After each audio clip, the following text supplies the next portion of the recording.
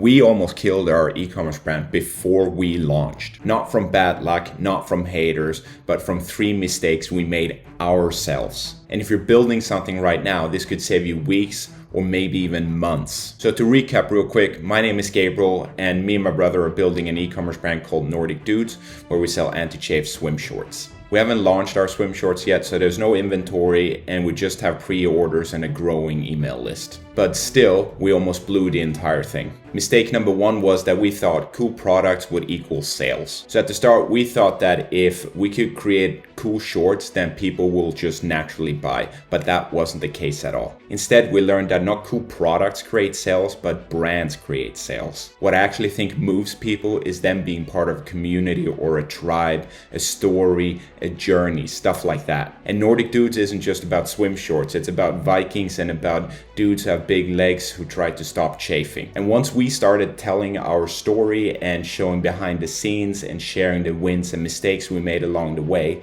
things immediately got a lot better. People got more interested and we started receiving feedback, tips and ideas for Nordic Dudes. So the big lesson for us here was, and perhaps for your business, is that people don't join businesses or don't just buy from businesses. They want to join movements and be part of brands. Mistake number 2 is that we didn't build an audience early enough. We waited and we kept telling ourselves, we'll start posting once the product is ready, we'll build an audience after we launch. That sounded smart to us, but it really wasn't. Because in that case, once we actually were ready to sell something, we didn't really have anyone to sell to. So if we didn't start building an audience, once we were ready to start selling, we didn't really have anyone to sell to. No crowd, no momentum, no warm traffic. It would just be silence and a lot more difficult to get those first sales. And the crazy part is, once we'd confirmed demand and we'd proved that people were actually interested in a product and an idea like this, we should have gone all in on creating our audience, but unfortunately we didn't. Instead, we wanted perfect content and fancy videos and wanted everything to look perfect on the outside, when in reality, the main thing was just showing up and creating the content. But eventually we figured this out. Fortunately, we figured it out earlier rather than later, and we started to share the journey of building the business, the doubts, the samples, and the chaos and things like that. And when you do this yourself, I personally don't think that you need to be everywhere. I don't even think it's good to be everywhere in the beginning.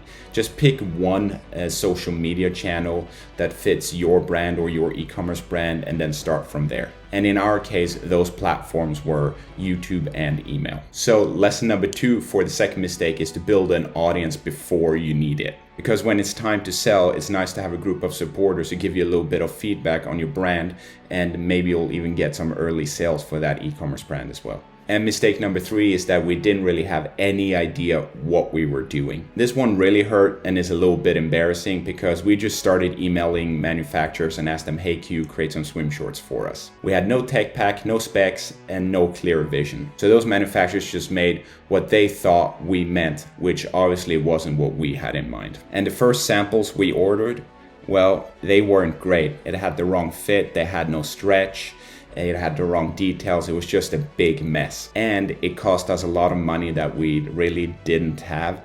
So we paid a lot for guessing and our own ignorance. So the big lesson here for us was that confusion is expensive. So if you don't know what you want, you pay to learn it the hard way, and it's going to cost you money. And that, I think, is not just the case with e-commerce. I think that's with pretty much everything. So after learning about these mistakes and actually iterating and improving, we changed a lot. First of all, we started to slow down, and we actually wrote a real tech pack with a professional product designer who we've worked a lot with at this point. She helped us define the fit, the fabric, the liner, the stitching, all that stuff, in order for us to make the best possible swim shorts we can. And after that, the samples suddenly made sense and they were a lot better. And we did the same with the marketing and actually tried to build an e-commerce brand with a real voice, a real tribe, and actually trying to make people want to be part of a real brand. So I think what we can take away from this with Nordic Dudes is that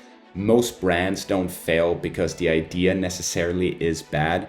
They fail because they rush it, they fake it, or they guess, or just people in general get bored with all the work that they have to do. And that's how I think that brands fail. And we're still building Nordic Dudes, and we're far from having it all figured out. We're still learning, we're still messing things up, and we're still pushing. But we've learned a lot along the way, and because of that, we've become better entrepreneurs. If you want to see the real journey, subscribe, and I'll see you in the next video, which is somewhere here around the screen. Have a nice day.